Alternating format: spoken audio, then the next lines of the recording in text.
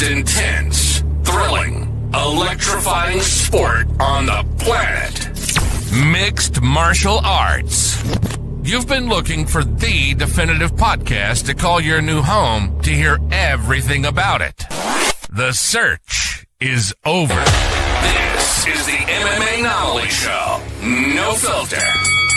Bringing you the hottest MMA breakdowns straight from the heart of the octagon. This show is all about MMA breakdowns. For fans, by fans. We're talking UFC, MMA, and the occasional big boxing match. We'll bring our unique take on how these fights are going to play out and who we think are the best bets. Welcome to the MMAnomaly Show. No filter. And now your hosts, Olin, a.k.a. MMAnomaly, and Emiliano, a.k.a. Jive Turkey Nano.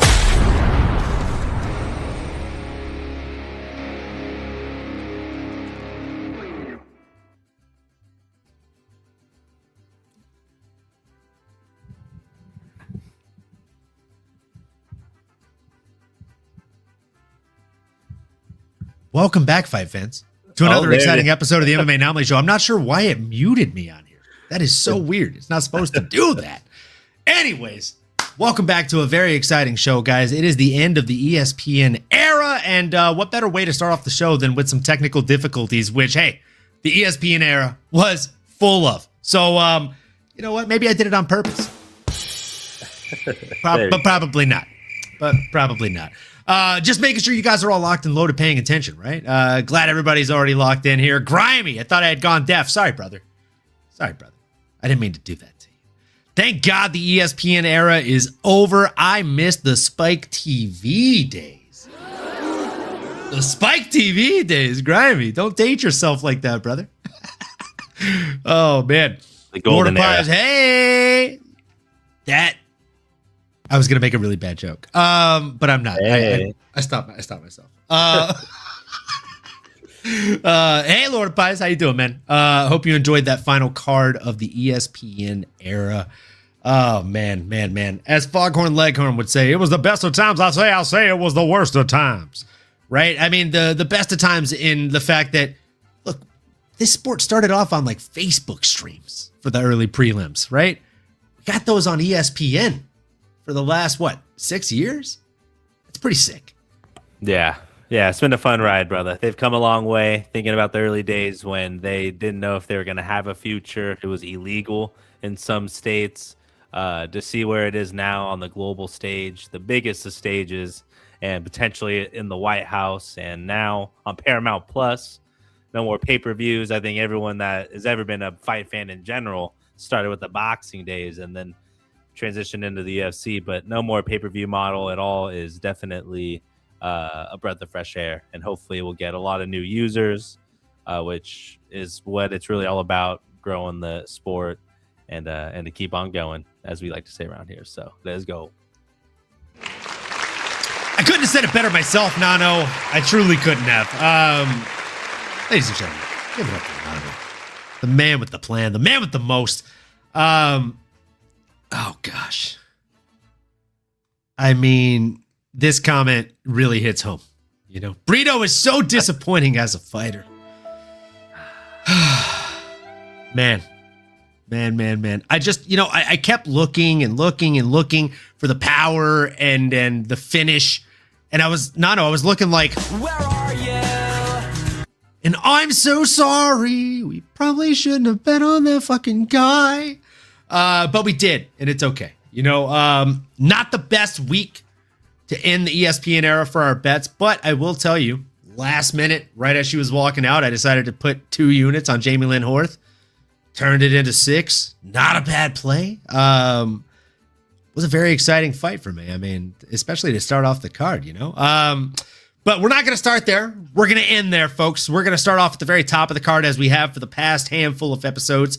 So we find ourselves beginning in the flyweight division for this main event between Brandon Raw Dog Royval coming in against Manel Kape. Oh, man. Nano, you were right, my guy. You were right. I was wrong. And I'm not afraid to admit it, dude. I don't even know what happened. Like, they landed the same number of strikes. Your boy was just landing fucking heat. It was like one guy was Kryptonian and the other guy was carrying kryptonite in his fucking pockets. So, Nano, I'll let you take the lead on this since you called it correctly. What were your thoughts on the performance of your guy, Manel Kape? Man, I appreciate it, brother. And it was a great main event. It was a fun send-off here for UFC Vegas Fight Nights, 112 to be exact here. And that felt like that was maybe as long as it went in terms of seconds. This was a banger, man. And this was Manel Kape showcasing why he's every bit of the hype that we've been talking about, why he does deserve that number one contender status.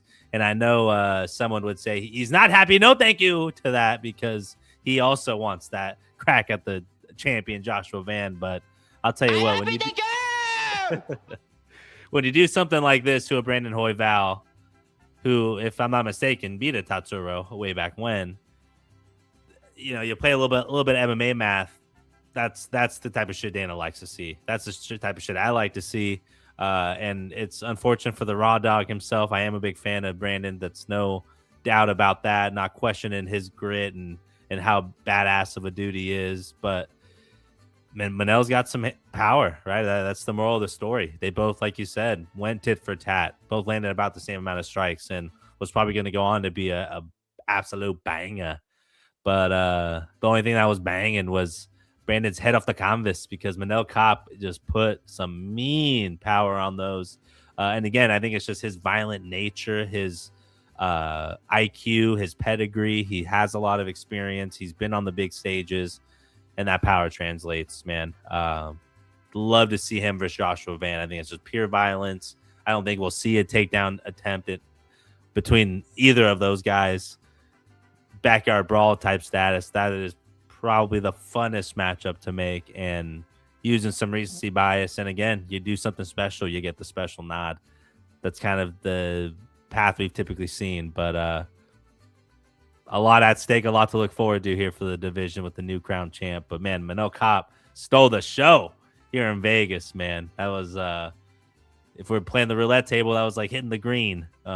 Just unprecedented, but sometimes you got to play it, man. Good old right hook Ricky, man. Right hook Ricky had to make an appearance, right? I mean, it landed clean, it landed flush, and he made his opponent lay down and hush. It was nasty work from Manel Kape. I can't even be mad at it. I was upset, but I can't be mad at it, right? He got it done, and as you said, like, there's somebody who's probably not happy, thank you, at that performance, but I gotta tell you, I think that might be the fight to make. Tatsuro Taira versus Manel Starboy Kape. You let the champ rest a little bit, and then he faces the winner of that matchup. Yeah, both guys gonna get injured. Maybe they'd want to fight again. Outside of just doing the weight cut, maybe you line something up early, 2026, but that can make sense. Neither guy took a lot of damage, right? So, I mean, it could make a lot of sense.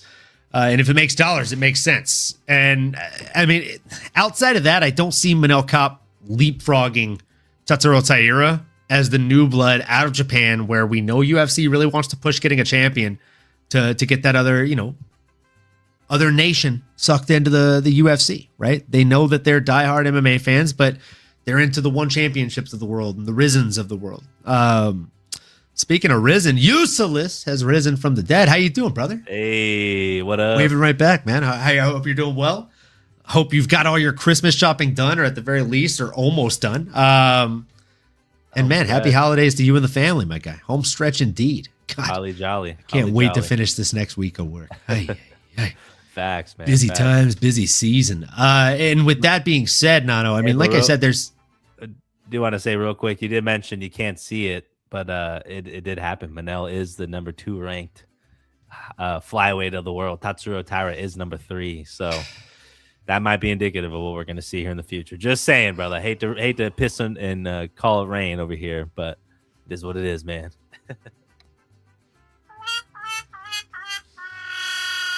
Hate to see it. Hate to see it, my guy. Useless Raid. Hey, let's go, man. Let's fucking go. Hope you guys are all doing well. Thanks for joining in tonight. Let us know who you would like to see fight the new crowned flyweight champion next. Would you rather it be Manel Kape, or would you rather it be Mr. Tatsuro Taira himself? I I personally think Tatsuro Taira's got to be the guy. But again, I wouldn't be mad at Manel Kape getting the nod. You know, I'm supposed to do a shot for that one because I definitely thought Brandon Royval was going to go out there and get it done. So let me do that as we start off this next one, Dono. We have a featherweight bout between Giga Chikadze, the creator of the Giga kick, aka just a roundhouse kick, versus Kevin Vallejos, as I heard them pronouncing it this weekend. I feel like they change how they pronounce some of these names every other week, man. But that being said, boy, did we call this one right. And that's why I waited to pour up my shot from that getting that last one wrong. I'd rather do it right before we talk about one we got right here. So with that, Nano, cheers to you. Cheers to the viewers. If you haven't already done so, like, comment, subscribe, smash the bell for notifications, and cheers. Salud.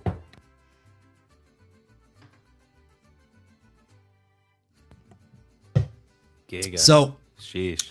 With that being said, man, Giga. He's an absolute beast, I think. But he's a beast that's kind of fallen from grace a little bit, right? We haven't really seen him knocking on a win's door even in quite some time. And it just seems like every time he goes out there, instead of getting better, he seemingly gets a little bit worse.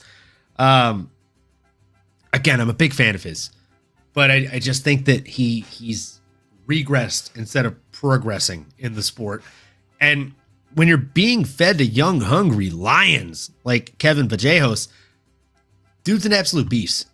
He's got knockout power in both hands and also in both legs. Like, the dude is a stud in every aspect of the word, and it didn't take him that many strikes to even get it done, right? He went out there and he didn't outland his opponent by a marginal, like, crazy threshold, right? 19-23 on total strikes, but significant strikes is where you get the honest tale here. 12-20, almost 2-1 deficit here. Kevin is a stud, bro. When he throws, he just throws so fucking hard. And the spinning back fist, the way it landed, I mean, his opponent was out. Like, Giga was out before he even hit the mat. And then he landed a handful of follow-up shots before the ref could run in and save that man's life. This dude is a fucking problem. I can't wait to hear your breakdown on this. And I've definitely got the names on the tip of my tongue, so I can't wait to hear yours. Nano, what were your thoughts on Kevin Vallejos? Sheesh. Yeah, brother. I mean, big statement win over an absolute stud and legend and triple OG for Giga there. I mean, what more can I say? You painted a great picture. Not a lot of scoring needed to be done. Kevin left the judges out of this one. He did finish Giga in the second round. And again, I think a lot of the signs were indicating that Kevin is the real deal. I mean, he's getting the shot against the Giga in the first place. And when you see his matchups, even with the John Silva, like, you know, he's strong and he's going to sit in the pocket and pick his shots. And that's exactly what happened. That first round, both of them were calculated, a little bit measured, not taking too many big chances. And maybe us guys that know, but you know, getting their reads and collecting data on his opponent. And then you get that opportunity in the second round to finally deploy some of those things you gathered in that first round. Maybe some ticks, maybe just using your speed and athleticism and that explosion. Everything went well for Kevin on Saturday night. It was an absolute banger of a performance here in the co-main event of the evening. And boy, what do you do next for him, right? I mean, you gave me the stage, and the reality of the situation is he's a ranked individual now. Kevin Vallejos sitting 13th overall. And I think anybody in the top 15 can get the smoke. Who wants the smoke? Don't really know. Not too many people are going to want to answer that call. John Silva is sitting up there at 10. Maybe you can make a case for like a Josh Emmett right below him at the 11th spot. Give Kevin that opportunity, though maybe not to leapfrog. Silva's currently booked against Arnold Allen for January 24th, the first Paramount marquee card. Yeah, and he lost to him, so you can't really go higher than that, right? That's got to be maybe the best case scenario. Maybe Josh Emmett at 11 could make a lot of sense, or Patricio. That was one of the names I had on the tip of my tongue was Josh Emmett. I think so. Like, both guys have the nuclear option. One of them's just a little bit cleaner and slicker with it. The other guy, you know, he throws kind of like an orc out of Mordor, right? Pun intended. Oh yeah. If you know, you know. The other option here would be Steve the Mean Machine Garcia. I mean, Garcia. You want to see some fucking violence, brother? Go in there, Garcia. Garcia, dude. I don't even know who I would pick in that one. I'll be honest with you. Shout out to the people in the chat. Rob Rex bets. Let's go. What's going on? Last day of work for the year, about to relax. I appreciate the boys making the last shift go by quick with the video. Let's get Van versus Kape in Houston. H-Town. Let's go H-Town, holding it down, baby, all day. I'm not mad. They need to, honestly. That'd be sick. I'd go to that. Jean Silva loss, aging well for Kevin. You're damn right it is useless. Facts. My gosh. I mean, the guy's username is useless, but he couldn't be more useful in the chat. Am I right, folks? Come on. Nice. You know what I'm saying? You stay for the bad jokes. Maybe you don't. I don't know. They're going to keep coming either way. You know what else is going to keep coming, Nano? The shots, apparently. Because, man, it's Melquizael Costa. Oh, man. He hit Morgan Charrier so hard, he needed some milk. You know what I'm saying? Just wrapped the leg around the back of the head, around the back of the guard. I mean, Nano, I know you haven't, like, trained, right? But I also know that you've been in fights. I don't know. Have you ever been kicked in a fight? Like, has anybody ever thrown a head kick in a street fight against you? Not in that fashion. I think I've been relatively stomped out, for lack of a better phrase, but not fair. You know, full on roundhouse to the face. Definitely not. So, for those of you in the chat that have trained, like, you know, there are one-handers and there are two-handers, right? You one of these guys where you push on the fucking shin right as they impact, and you're blocking the fucking foot and the other bones that are connecting here. You don't want to keep that space because then you slap yourself. You could probably hear the sound that's making, right? You want to hold it right there nice and tight. Absorb, boom, right? He didn't do this part. He was just like, ha, got that. And he got that instead. I mean, it sucks because he's such an experienced fighter. He's been here for a very long time. He's 21-12. It's not like he's a daisy by any means, but just bro, it was tough. I mean, the fight was just getting started. It was a minute 14 seconds in. I've already spent more than that explaining what happened in the fight, but I digress. As I pour up my shot and get ready to take it, Nano, tell the people what you saw before the fight that just let you know this was kind of how it was going to go. Or did you think it was going to be more of a grindy win for your guy Melk? Definitely a big fan of Melky. Big fan of Morgan Charrier as well. I think going into it, I saw both guys with ill intention in their eyes, a lot of tenacity, and Melky's the type of guy to try to get a reaction out of his opponent, whether it's at the weigh-in or talking some mess throughout the fight. But I thought we were going to see some fireworks, and I'm sure we would have had Melky just not have caught Morgan, and like you said, just in a compromised position, doing the right thing, but not the perfect thing. And sometimes you just hit the right strike in the right spot at the right time, and the lights can go out. It doesn't take much, especially when you're big and strong like a Melky.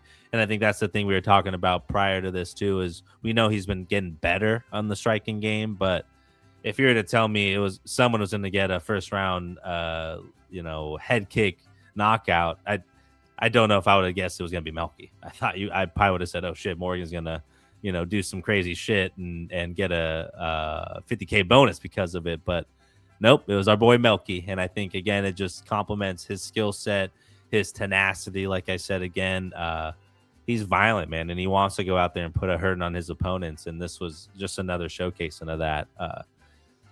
Dude's, I mean, it's not, I mean, we've been talking about him for a while. I think he's had a couple losses in the UFC, or maybe at least one. Either way, I mean, he's been active. He's been constantly getting better.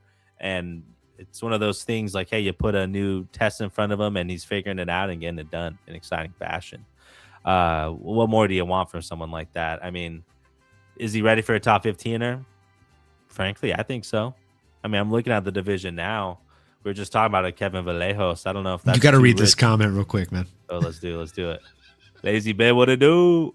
Two fellas with some of the finest flowing follicles in the fight game today. Ooh, fellas with some fly follies. Let's go. Flowing. I like that, brother. Let's go, lazy pen. My God. As long as I got them in here, as long as the follicles are frolicking, we're going to keep on holly jolly folly, baby. Gonna have that holly jolly Christmas all day, baby. Hey, there he is. Let's go, Pip. What up, nephew? How you doing, man? Hey, hope you're having a great night, man. Appreciate you. Yeah, man. I mean, I think he's right for a top 15er. I mean, whether it's a David or Norma. Oh, shit. Or even a Patricio Pitbull. I mean, throw him in there with one of the OGs here. I wouldn't be mad at it whatsoever. Anyone in the top 10 to 15, I think is absolutely fair game for a Melky. What do you think, brother? I think 50K Danny Ige, brother. I think that's the one. Yep, that's a banger. That's a banger. I think, I think it's like there's just no way around it. It's a banger no matter what. Both guys bring it every time they fight. Neither guy, I think, is capable of a boring, lackluster fight. So put them in there against each other, brother. Let's see what happens. Fortitude. I don't think follicular is a word. Follicular fortitude. I love that. I like that, though. Follicular. Sounds fun. Follicular, brother. Flexing the folliculars, you know what I'm saying, bro? Flexing the folliculars while we get the MMA extracurriculars. There it is. That's fast. You know what I'm saying? Oh, man. Well, I definitely got this one wrong. This is one of the ones I felt pretty bullish on. So, cheers to you all. Make sure you like and subscribe. Share the stream with your friends.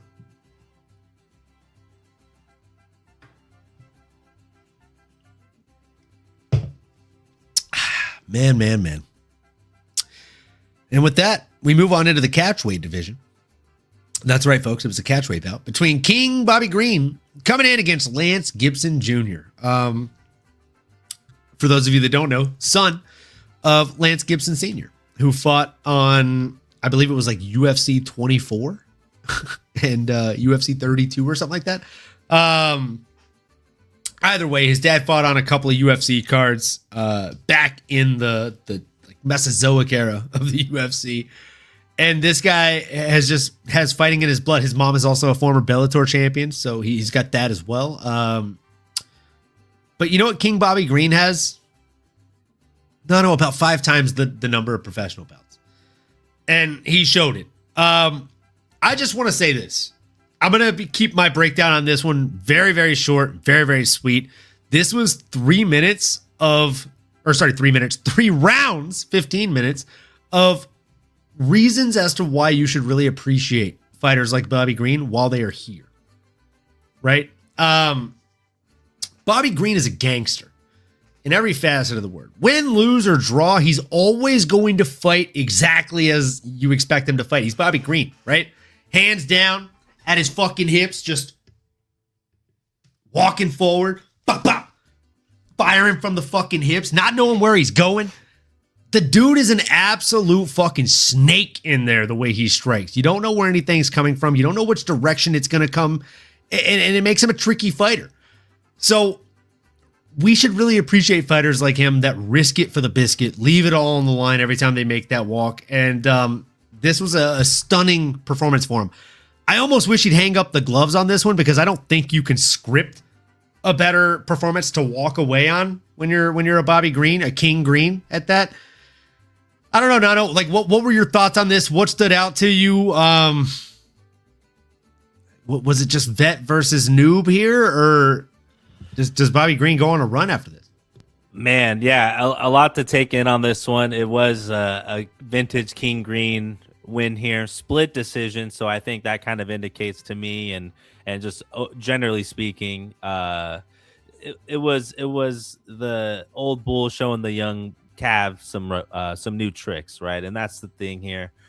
He has the chin, and I think Lance had some moments, maybe could have been a little bit more aggressive, but it's different when you got a King Green in front of you, right? I think the X's and O's, we can talk about until we're blue in the face, but you got to go out there and you got to be violent and you got to win the fight. And when you're in the octagon with the King Green, I think just the sheer presence alone, the cockiness, the aura, if you will, mixed in with the punching and like you said, the unorthodox, hands down, moving his head. I mean, it's just going off of reactions and again, a lot of savvy wins on the brightest, biggest of stages.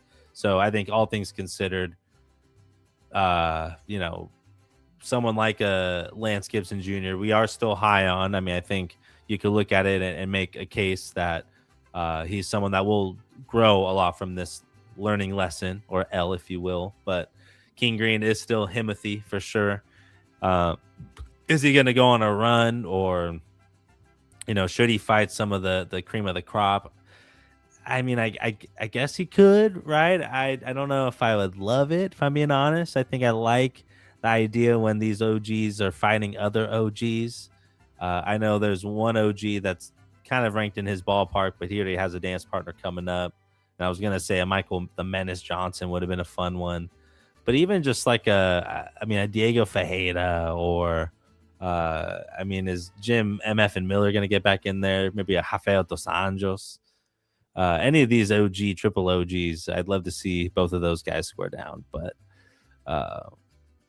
that's just my personal opinion, and I'll stick to it. What do you think, brother? I mean, I certainly think with a win like that, he does deserve somebody ranked above him. And if that's the case, I don't know, man.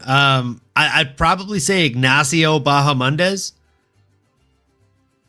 He's coming off a decision loss, so we've seen him fade in the late decisions. Mike Yang, my guy, boxing predictions tomorrow. Yes, sir. We'll be doing it live.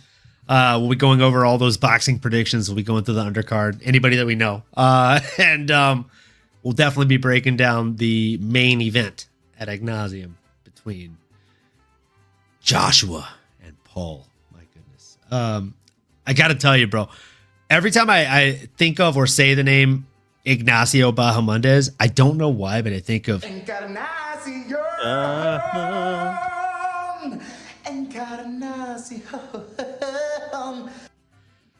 Oh, man. Gotta love it. Ignacio.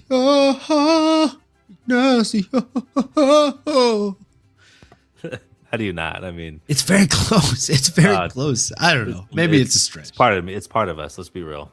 Maybe it's a stretch. I don't know. But yeah, I like that fight for him. I don't know how you feel about it. I just think Ignacio Bahamondes, we've seen him fade in the latter rounds, and Bobby Green, King Green. I mean, my guy. I bet on Green. Bobby Green could be a championship contender in something like dirty boxing. Would it be profitable? I don't know, but he'd be successful. Facts, bro. Facts. Yep. Facts, dude. Bare knuckle, maybe even. I mean, dudes and right as Mike Perry might be retiring, it might be the perfect time for him. Could be. All right, so I'm going to throw another name in the hat here. All right, hear me out. Eddie Alvarez, BKFC, King Green. Ooh. Or. But wait. There's more, because got to put on my marketing hat here. There's always more. We got to leave a follow-up pitch for the pitch. Nano, if that doesn't tickle your fancy, how would you feel about the hardest hitting 145er of all time? Who the fuck is that guy? I'm talking about Jeremy Little Heathen Stevens, brother. Sheesh. Okay. I was like, Connor, damn. Oh, Stevens, I like that a lot. Cool. That'd be both guys will put on a great show with a King Green, and they'll sell it. Let's be real. So, sign me up. Taco Bell just came out with the decades menu or whatever, the eras menu. I mean, we could basically have, or that was last time around, but either way, we could have that for BKFC. The UFC eras tour. You know what I'm saying? Stevens versus Green is fire. Thank you, Lazy Bet. That's what I'm saying. Like just inject it into my veins, right? Take my fucking money. Sign me up. Sign me up, as they say. And Nano, with that being said, I mean, let's just keep moving down the card, brother. We had a unanimous draw fight, which I attempted to skip over, but I just can't in good faith do it, between Kennedy Nzechukwu and Marcus Buchecha. I mean, this was just a sad fight, brother. It was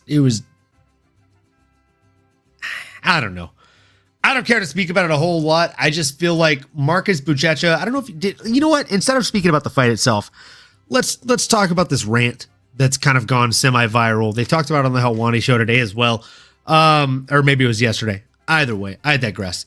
Have you seen it, Nano? The Brazilian Jiu-Jitsu, like a pretty noteworthy name in the BJJ world, talking ad nauseum about how Buchecha should have won that fight, blah, blah, blah, blah, blah. He did X, Y, and Z that would have won him the fight in Brazilian Jiu-Jitsu. But this is not Brazilian Jiu-Jitsu. Right. Different scoring system altogether. Or maybe it was the Anakin Florian podcast they talked about it on. But either way, like, I did not see that, no. When you're in a top position and you're not raining down shots or trying to sink in submissions and you're taking position over submission, you're not being ballsy or dangerous in any way, shape, or form.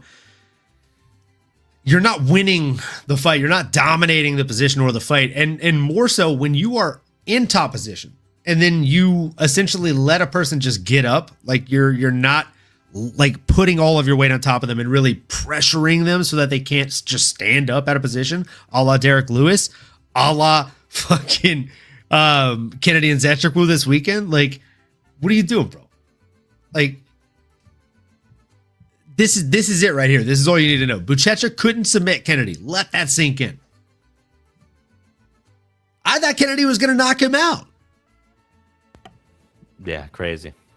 But I mean, it was a lackluster fight. Like, Nano, did anything stand out to you at all, or were you just whelmed or underwhelmed? Yeah, I think very, very whelmed. Nobody's ever whelmed. Everyone's underwhelmed or overwhelmed. No one's ever just whelmed. I was kind of just whelmed by this fight. Yeah, a little shooketh for sure. I mean, I thought Kennedy was going to come out and be able to put on a little bit more of a dominant performance on the feet or find some sort of violent strike to change it up a little bit. But yeah, it wasn't the case. Marcus obviously has his jiu-jitsu background, and I did not see that viral clip going around, but I think it does kind of reiterate the point that, you know, it's a different sport. Like, you got to win definitively. So I guess the split draw is what needs to happen here. I'd rather it be that than the controversial win or, man, I mean, not that it should be a no contest, but when it's such a boring fight like this, I mean, a split draw doesn't do us justice. Should maybe be a loss for them both, but no. I mean, it should be a loss for both of them because, come on, 47-58 on total strikes, 27-24 on significant strikes. And as a Brazilian Jiu-Jitsu world champion, you let a striker get half as much control time on you, like 337 to 620 on control time? Come on, brother. What are we even doing here? What are we doing? Can't do it. Can't have it. Shout out Alex Pip, the nephew here. Good on her for taking a point, though. Absolutely. More refs should take a point. No nonsense. If you break the rules, you lose a fucking point. Like that, should that not be the fucking rules here, kids? Come on. I'm not going to play matchmaker for either one of these guys because both of them lost, in my opinion.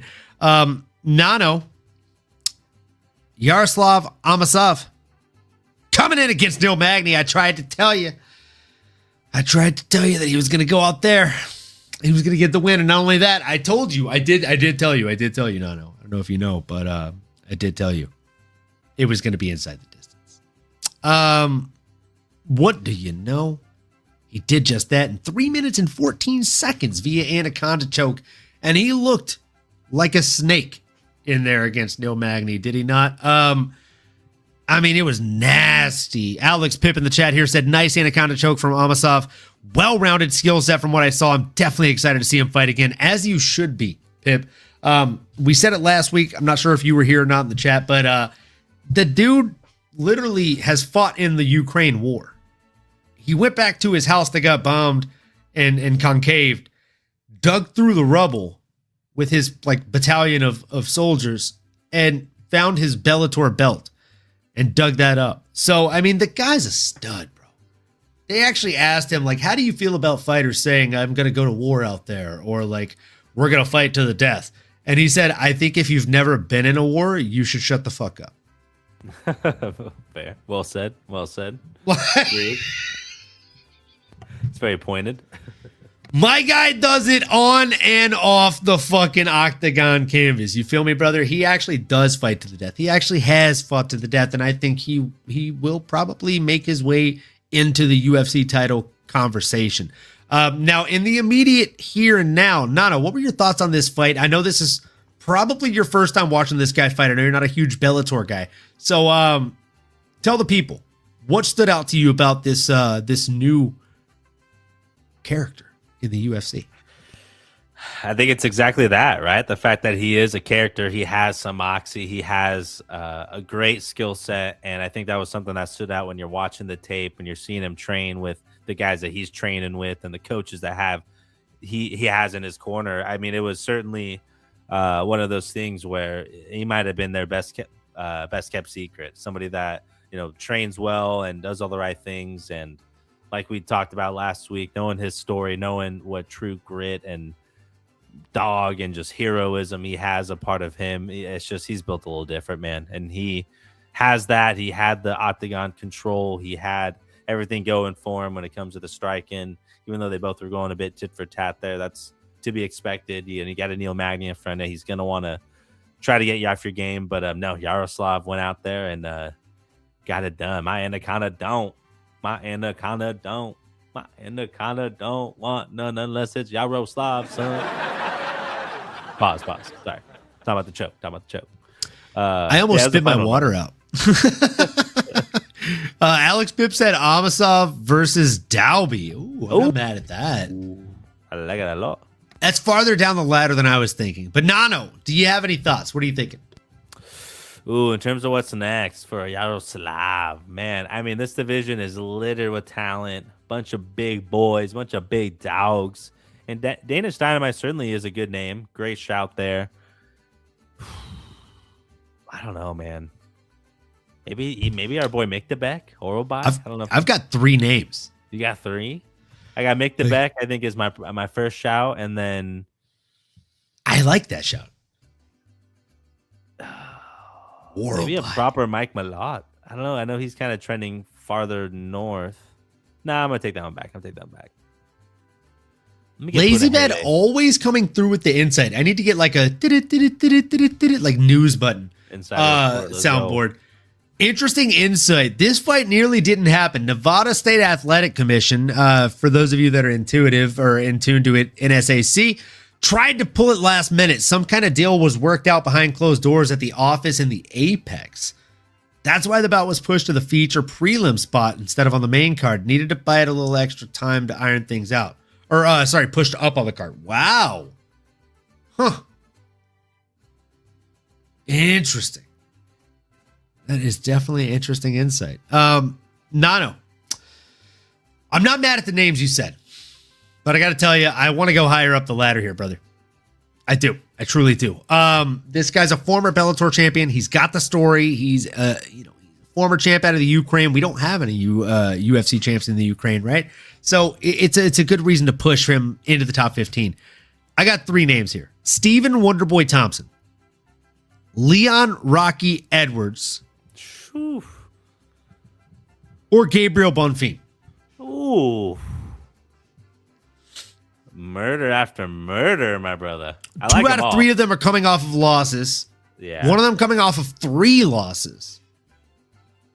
Bonfim makes a lot of sense. I think I like Bonfim. Bonfim makes so much sense, bro. Honorable mention, Jeff Hansen, Steel Neal. I'm done.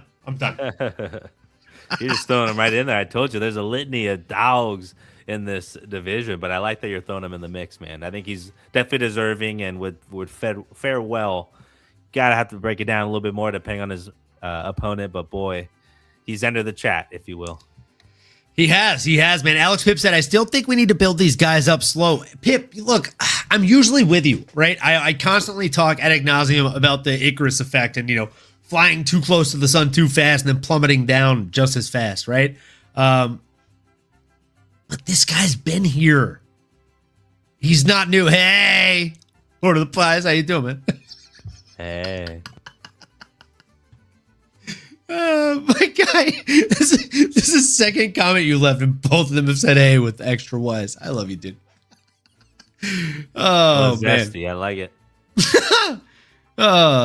Speaking of zesty, my lady made spaghetti tonight, and it was like the best spaghetti I've ever had, dude. Ooh, some spaghettis, dude. In the pressure cooker. I'm gonna send you the recipe, dude. It's so good. Do it. Dude, do you have the air fryer pressure cooker combo? We do have an air fryer. I don't know if we could pressure cook in there. You got me stumped right now. I'm assuming. Maybe not. If it's the pressure Air cooker fryer, combo, let me know so I can send you that recipe because, bro, it's next level fire. Hell yeah. With that being said, speaking of next level fire, let's talk about a fight that was not that. Joanderson Brito versus Isaac Thompson. Joanderson Brito continues to let us down, my guy. It was tough. We bet on him inside the distance. It did not happen inside the distance. He did get the win, albeit very, very close, much closer than I would have liked against a Lance Gibson. But,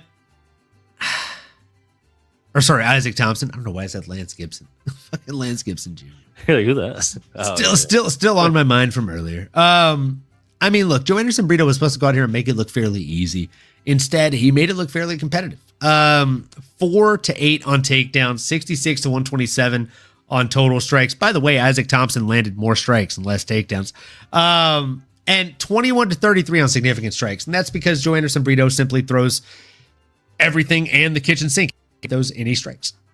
So I don't know, man. This fight was not the most exciting fight of the night. Joanderson Brito is someone we might have. I mean, Nano, talk me off the ledge here, but like, do we have to add this kid to the no bet list at this point? Like the second or third time he's kind of fucked us. Yeah. What are your thoughts on that and this fight? Yeah, I think it's a mixture of both. I appreciate the lead in here. And shout out AP. Have a good night as well. Appreciate you. Like, comment, subscribe. And Asplund is the new heavyweight Nate Diaz. I like it. That is definitely a great shout. Can't wait to break that one down. If I was 540 pounds, I'd beat that dude's ass, motherfucker. Fucking 209, baby. Straight up. Yeah, man. I mean, shout out Nate Diaz. Shout out all them boys.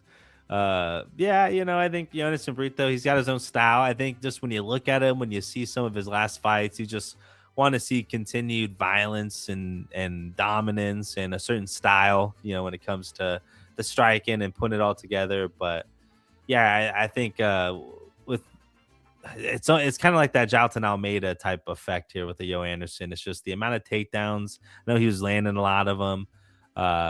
Landed nearly half of the strikes as his opponent and Isaac Thompson. So Isaac deserves all the credit there. Landed 4 out of 5 of his takedowns, but it just was one of those things. Like, it's just not your favorite style to watch. It's not passing the eyeball test for a lot of people, and I get it. You know, it's not your cup of tea, but it's styles make fights, and you know, you're getting the decision wins here, and that's all you could do is just continue to stack wins. But yeah, I could see why maybe the general public or just people in general not really too happy about it. And yeah, I think I probably would fade him, especially when, you know, you think he's probably going to get somebody a little bit more notoriety, more status in his next fight. So I can't see him faring well against someone that is game and has maybe just more skills and more octagon experience than Isaac Thompson. So it was, you know, not the funnest one to watch, but you got to live with them. Got to take the good with the bad for sure. Those are my 2 cents, brother. Absolutely, man. And yeah, I think we're adding them to the no bet list. And on that, we're not going to play matchmaker for these guys. It was a uneventful fight. And just say we go ahead and move on into a better one between Steven Asplund and Sean Sheriff. My gosh. I know who shot the sheriff. His name is Steven, folks. It happened quick. It happened fast. And my God, we should raise the flag at half-mast. Because a man almost died on Saturday night, folks. This guy was landing heavy. But before we get into the fight, 33-year-old Steve Asplund, I mean, Concrete is the nickname, but this guy has just a real crazy backstory, right? He was 525 pounds before making it into the UFC. He's got a tale of redemption, family legacy, and defying body shaming. I mean, he's transformed severe obesity and relentless bullying into relentless knockout power, right? The dude is a fucking beast. He's the same guy we talked about last week saying he'd suck Dana White's toes and all that in his post-fight speech.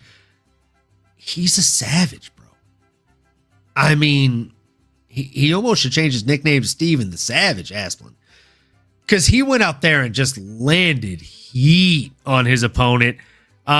Just had to get the ref to come in there and stop it. His opponent was leaking all over the fucking place. So many cuts, so many lacerations. It was nasty stuff, bro. It was heavyweight at its absolute best. Mike Yang says amazing fight, and you are right. Oh, man. Toe-sucking Asplund. Let's go, my guy Mike Yang. You know the fight lore, baby. Let's get it. No. This guy's a stud. Are we betting him inside the distance every fucking fight moving forward? I think it might be a move. Yeah, I would take him inside the distance. I would take his over, whatever underdog or DraftKings or anyone's putting on when it comes to the total strikes. I mean, dude put on an absolute pace, absolute show, clinic, vintage, big dog performance. And like you said, all the antics and everything outside the octagon, you can appreciate as well when you go out there and put a whooping on your opponent just like that. 172 strikes, my brother, in 2 rounds. And we're 8 minutes and 49 seconds. No. Not 2 rounds. In 8 minutes and 49 seconds, kid. Sheesh. I mean, brother. Crazy pace. That's Max Holloway's pace, bro. So you could only admire and appreciate that kind of night, that kind of outing from these big dogs. We've hardly seen something like this. Shout out Lazy Bed.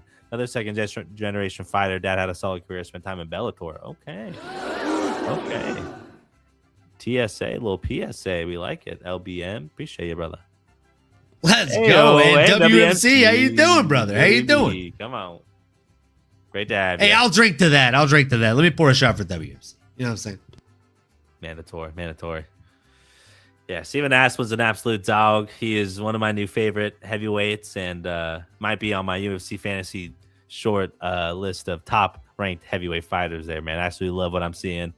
And like you said, man, violence mixed with heart and a little bit of swagger. That's all the makings of a star right here. So I want to see him. Speaking of violence, we got 20 of you folks watching right now. If you haven't already done so, like, comment, subscribe, smash that bell for notifications. And if you're drinking, smash that shot too with us. Cheers, folks. Let's go. We're halfway through this week. We're almost to Christmas. Let's get it.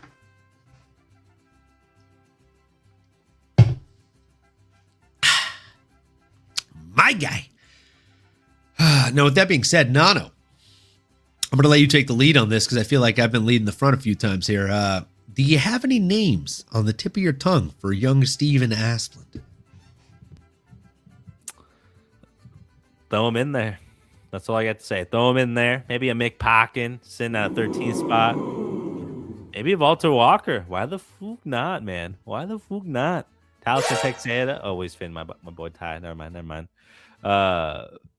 I think he deserves it, brother. I mean, he's got the appeal, and he's got the finishes, brother. So I like a top 15er personally, but maybe that's too rich for a lot of people's blood. What are you thinking is next for him? I'm not gonna lie. You said one out of the 2 names I got. I like Marcin Tybura. I really do. That's my B, right? My A name is Shamil O'Neal himself, Shamil Gaziev. Both guys are coming off TKO losses, right? Neither guys have a dance partner. It's going to be a minute before they come back. I think time-wise, it works out perfectly. Let the kid bang. You know what I'm saying? And again, if I have my pick, give me Shamil, bro. Like, they're 2 of the largest, most imposing guys in the division, in my opinion, as far as like size and strength. If this dude, Asplund, is really made of concrete, if he gets past Shamil O'Neal, put him in the top 10. Put him in the top 5. I don't even care. Give him a top 5. I don't care. Like, heavyweight is so fucking shallow. I think there's 33 names on the entire roster in the heavyweight division. Fair. Yeah. Short like, list. You get an emphatic win like that, you're there, bro. You're there in the top 15. You're there. You've arrived. Congratulations. Take a bow. So he's there, bro. He's arrived. He's a beast. I love this guy so much. And the story is fun. His fight style is very fun. Speaking of people that are fun, gotta talk about Luana Santos and Melissa Scare Cronin. I told you, Luana Santos probably gonna get a grindy, windy win here. Not gonna get it done inside the distance. Probably should have taken her by decision in hindsight. You know, in the chat, folks, where were you guys at? You're supposed to tell us. You're supposed to convince us. Leave your comments after the show. Tell us, hey, Luana Santos, decision. Wink, wink. The lock is in. The script has been leaked. We should have known. I mean, we basically predicted it, but not confident enough to bet it. Nano, did anything stand out to you on this fight? Did you learn anything, or was it just business as usual? Yeah, I think it was business as usual for Luana Santos. I'm a big fan of hers. I think I'm maybe a little bit spoiled in what I want to see, because I want to, see the finish. I want to see you go out there and continue to add to your highlight reel. And this one will probably end up being. Ooh. Oh yeah. Oh, sorry. I thought you were going somewhere else with that conversation. Oh, that too. Whatever's clever. I mean, I wish I could feel that, aroused after this fight, but the reality was, man, it left a little bit to be desired. A little bit of balls that were blue. Nabudi Nabudai. I just think it's one of those things. She did what she had to do. She controlled her opponent. She went out there and, pillar to post, was the dominant and fighter that was in control. I guess you could maybe make a case that second round she got a little bit more outstruck, but she got the takedown. She got a submission attempt. She was clearly had the advantage in those areas, and then really finished strong with the strikes and the takedowns. But I think it was more of a grindy, windy win. Would have liked to see a little bit more violence, a little bit more cuts, a little bit more attempts at the submission, at the finish, or make the judge, make you stop when it comes to just too much ground and pound damage. But again, she got it done. I think just being nitpicky here, you want to keep stacking those W's, get the green next to your name, and talk about the green check marks, but also the green money boxes, because she's got the notoriety, she's got all the appeal to be a contender here in the bantamweight division. So if she continues to get wins like this, maybe get another win or two, she could potentially be, in the conversation for, a big contender. I'll just leave it there, because she's in 15th currently on the rankings, number 15. Like a Mayra Brenda Silva can make a lot of sense. Maybe a Jacqueline Cavalcanti coming off a win as well back in November. That can line up in terms of timeline, but Luana's getting somewhere. And I think just a little bit of improvements here or there could definitely make her a title contender. But we'll see, brother. What are you thinking? I think 135 is a great division for her. I think she's looked really, really well at it. And she's right there, like we said, about Steven Asplund, right? Like, she's knocking on rankings door.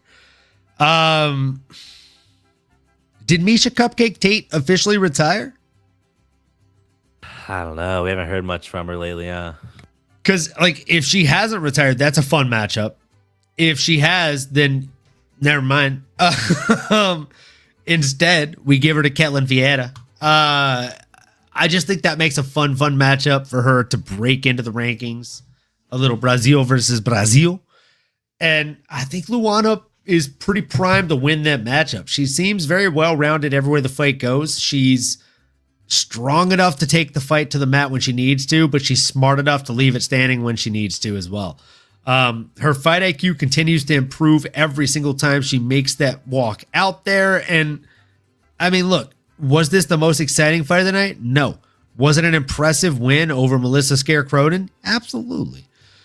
So I like this for Luana Santos. I don't really care who they put her up against. I gave a couple names, but to be honest, no matter who she fights next, we will definitely be paying attention. You know that. And we're breaking it down, folks.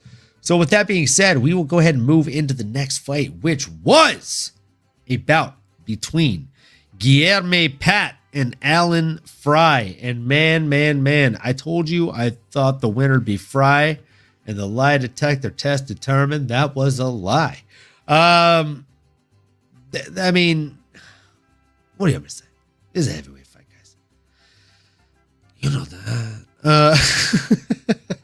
It was a unanimous decision, which, flyweight unders and heavyweight overs are some of the most probable bets to hit. Maybe we should start doing those. I don't know. Food for thought. We'll talk about it in the next 6 weeks when we don't have fights. Oh man,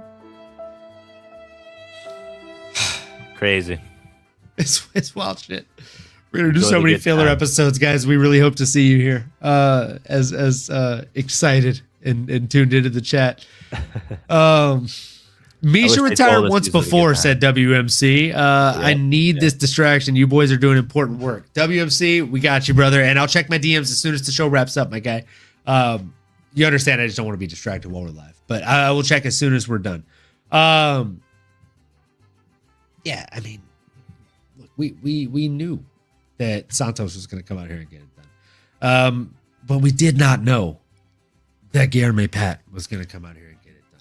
Right now, what were your thoughts on this, bro? Like, did anything stand out to you? You picked Pat. You did actually know that he was going to come out here and get it done, I believe. So glad we didn't bet a shot on this one. Yeah. But tell the people how you feel. Yeah, I feel a little lackluster about it, right? I think the big moment of the night was Steven Asplund representing the heavyweights and saving face here, if you will, because the Kennedy Marcus split draw, and now this fight that had 150 strikes total. Our boy Steven had more than that combined in his 2-minute, 8-minute affair. So, I think it left a little bit to be desired, but yeah, I just saw, at least in terms of the style here, Guilherme was going to be able to keep Fry at bay, just be a little bit more the explosive athlete and win in those exchanges, and that's pretty much what he went out there and did. It's real cookie cutter, no takedown attempts, purely strikes. I mean, neither the fighters had more than 20 strikes landed in the second round, so started off solid, had that little bit of the dip in that second round, and then Guilherme really just was able to sprint to the finish line, which I think a lot of times doesn't, if it's close like that. And frankly, I think all that matters is who finishes the strongest, who looks the best at the end of the third round. That typically will indicate who's going to win the fight. And I feel like that's kind of how it went. It wasn't a definitive win. He wasn't the obvious answer. We were both torn, like you mentioned, going into it. I think it was really a dealer's choice, but Guilherme gets it done via decision. We know that. And I don't know. I know that. I don't know if I want to play matchmaker for the boy, but I'll give him a good old pat on the back for Guilherme Pat for getting it done. That's about it. A pat on the back, he says. My guy. That one gets the laugh track. No crickets here. No crickets here for my guy. Oh man, that's a good one. He gets it done. It was as you said, somewhat lackluster, right? But I gotta ask, do you have a name? Like, do you really think that he deserves somebody ranked, or do you think that it's just kind of let Sean Shelby do his job? Sean Shelby, the first cousin of Tom Brady. That's sick. I did not know that. Definitely a great fun fact. I'm glad you brought it up, brother, for sure. Not sure if anybody knew that or not. You know what I'm saying? Some great lineage right there. You know what I'm saying? A little breaking news right there for you. No filter. I'm gonna get a better one, but I found that one. Yeah, that's good enough. It'll do for now. Man. I mean, I think it's one of those things. It's a short list of heavyweights here, right? So I don't think you necessarily need to build him up in any capacity. I think you can throw him right in there with not the top 15 just yet, but there's some other guys that are sitting right outside of it that would make sense in terms of timing and pedigree, or at least who deserves to potentially get a crack at a top 15er. I think Jonathan Deniz is someone I like a lot. We've seen him out in Vegas during the expo, but he's just a big, hungry, motivated individual that is coming off a loss, so he'll want to right that wrong. 3-2 in the UFC. And then the other one that just, might be ready for a true top 15er, but maybe he's one more win. And I'm talking about Mario Pinto. Dude showed he's absolutely promising as hell. Doesn't have a fight scheduled yet, and at 27 years old, I don't see why you don't want to go back out there and continue to build your resume. You beat Jonathan Deniz back in October of 2025, a couple months ago. He's probably ready to get back into a fight camp if need be. So I think that can make a lot of sense. But yeah, one more fight before a top 15 for me personally. All right, look, I'm going to throw my names out there real quick, fire style. I got Mario Pinto. You already said that one. And I got Mick Packin coming off a decision loss. I'm going to pop a Zen right now because I'm feeling a little bit crazy in the head that we haven't already heard this or talked about this or fucking heard this or talked about this. No. Let me hit this button again.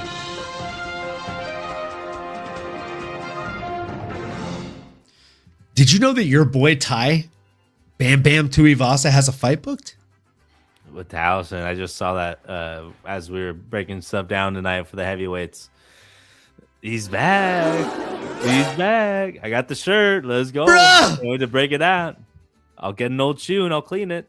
Brother, so I literally I bought those like newer shoes and I wore them I think twice or three times and then we did the shoey on the like way back when. Way back when. Where's like the record scratch for the, you know what I'm saying? Way back when. UFC Paris Tai Tuivasa against Cyril Gana. Why are all the kids crying? Because we got milk, but all the Cyril Gana. You know what I'm saying? It's got him. Got him. But anyways, I digress. Mary was going through my closet the other day, and she's like, "Why do you just have one of this shoe? Like, where's the other one? I can't find it anywhere." And I'm like, "Oh, yeah, I did a shoey out of that, and then I forgot to clean it and put it out in the backyard, and it just smelled, so I threw it away." And she's like, "Then why are you keeping the other one?" And I'm like, "In case Tai Tuivasa comes out of retirement, so we can do another shoey." And she's like, she looked at me for like probably 10 seconds without words, and she's all, "Fair enough." All right. In a lot of ways, that makes sense. I'm like, "Hey, you don't fucking know." She's like, "Is he coming?" And then like literally the next day, she's like, "Is he coming back, you think?" And I'm like, "Who?" She's like, "Tai Tuivasa." And I'm like, "No, he's like 500 fucking pounds." I know. And then I saw something. But then he posted a picture. He's got like fucking fat boy abs. Yeah, see, that's where I don't know what to believe anymore. Is it AI? Yep. Dude, I love you so much. I love that you said it's an AI. I was like, AI, dude, on the same page, brother.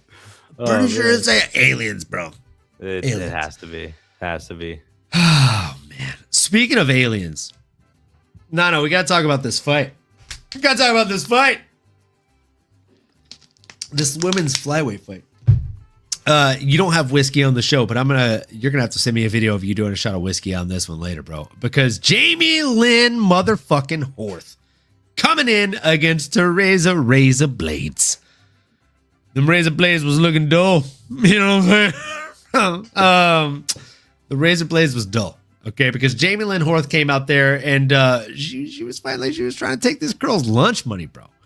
We're talking 18-2 on total strikes. We're talking 16-2 on significant strikes. And we're talking an absolute masterclass up until the right hook Ricky landed and Tereza Razor Blades. I mean, brother, it's like when you're shaving and you're like, "Nope, that's not doing the job. I need to replace this razor blade." Okay, come on. Nobody? Nobody? I like that. All right. But I digress. No. You do a swig of your beer. I'm going to do a shot in celebration because, as I stated at the beginning of the show, for those of you that were late to the show here tonight, to the soiree, to the party, I put 2 units on Jamey-Lyn Horth at dog odds. As she was making the walkout, I looked at my lady and I was thinking about putting a unit on this girl, and she's like, "Put 2." And I was like, "Cool." So I did. And I made 6 instead of 3. It's a good win. We celebrate good wins. You know? So cheers to you. Cheers to us, to all the fuss and the muss. The end of the ESPN era, folks. And the beginning of the Paramount Plus era. Cheers to you. Like, comment, subscribe, smash that bell. Let's get it. Absolutely. No, I'll let you go on here. What were your thoughts on my girl, Jamey-Lyn Horth? Sheesh. I thought it was going to be a long night because I was super freaking wrong, right? I should have put way more respect on a Jamey-Lyn Horth's name. She went out there and put an absolute whooping on a Tereza. like she stole her lunch money, man. I mean, the viciousness in her punches. I think the combinations she was stringing together, 3-5-1, 1-1-3, 2-3. It's just like, man, I mean, these are some fantastic combos. They were definitely the 2-3-2 was personally just a chef's kiss. I mean, again, she has that power. You can just tell in her back in general. I thought, okay, she's gonna go out there and put a hurting on my girl. I don't know what I was thinking. This Canadian, she's nice, but she's nice when it comes to the skills, man. That was an absolute banger of a performance, stuffing all the takedowns, just throwing her opponent around, and then again landing some clean, vicious strikes to start off the night. And the last Vegas fight night here, numbered event. I guess maybe they'll still be numbered. Maybe they'll change it up. But either way, last of the ESPN era, if you will. I wonder if they'll start a new naming convention for the ESPN not the ESPN cards, the Apex cards. Maybe on Paramount. Just Paramount Apex 1 has a nice ring to it. Yeah, that Vegas. I mean, I guess Paramount Apex actually sounds pretty crisp. That Apex 1, and you kind of started off new, kind of cool. Could be a good marketing play. I like it. And then in terms of absolutely for Jamie, I mean, man, she put herself in a great spot to go up against anyone, in my opinion. In that real quick, I don't know if you heard, but like you should have known that you were wrong when they were walking out. If I don't know if you were like hanging out with friends or anything, if you had the audio on, but if you had the audio on, you would have heard our guy Johnny Anik saying that she trained, not John Anik, but the guy that replaced him that night, right? Saying that she trained with Jasmine. Yes, advantage. Well, I mean, all we needed to hear. You had to know. That was the beginning of the end for Razor Blades. She's a beast, bro. She trains with the best people. And by the best people, of course, I mean Jasmine. Yes, advantage. And because of that, she's going to be able to beat some of the best people. So, Nano, I didn't mean to cut you off there. Who do you have on the tip of your tongue for who should be next for this young lady in Jamey-Lyn Horth in the 135-pound division? I think anyone in the top 10 to 15, brother, can get the smoke. JJ Aldrich potentially and Eduardo Mora, I think really makes a lot of sense. Jamey-Lyn Horth, like you said, trained with the Yasmin Davachis. And I think she's game and ready. It's and actually yes, power. Thank you, JJ. Perfectly executed on your part. But give me any of those girls in the top 15 to top 10, brother. They can get the smoke from JLH. Thank you for setting that up. So good, bro. That was so nice. I knew you wanted to cue that one up. I had to give you a little alley-oop. Oh, you teed it up, bro. It was so nice, dude. I appreciate that so much.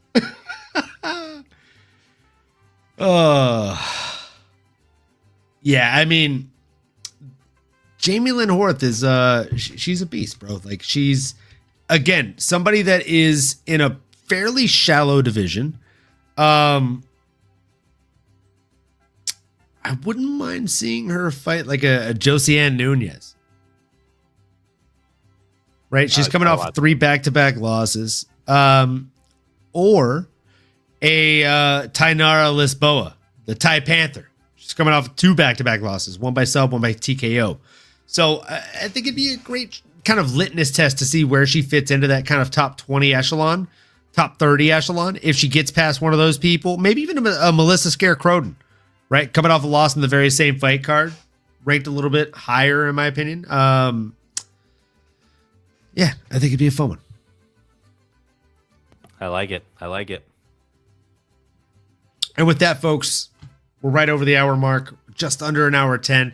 A little bit shorter show than usual, but hey, it's okay. It's the final Apex card, right? At the world's most famous Apex arena. Don't get it twisted.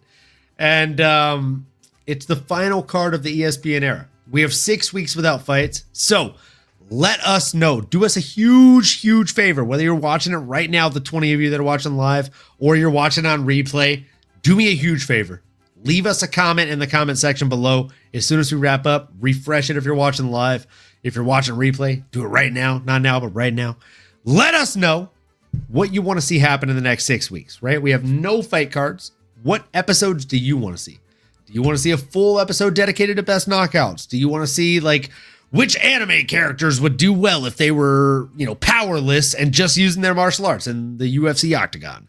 What do you want to see in an episode across the next 6 weeks? Tell us in the comment section below. You're the boss, and we're just here to hopefully keep you happy and keep you hitting that like button. And folks, if you haven't already done it last time, please like, comment, subscribe, smash that bell for notifications so you know when we're going live again. And look, if you do nothing else at all, please make sure that you keep on going and you keep on growing. And we'll see you next time. Let's go. You've been listening to the MMAnomaly Show. No filter. As you may have been able to tell, we dig the MMA, and our passion is to dive deep into the upcoming fights, give you our expert breakdowns, and help you make sense of all the chaos that is the fight game. We hope you've enjoyed the show. If you did, make sure to like, rate, and review.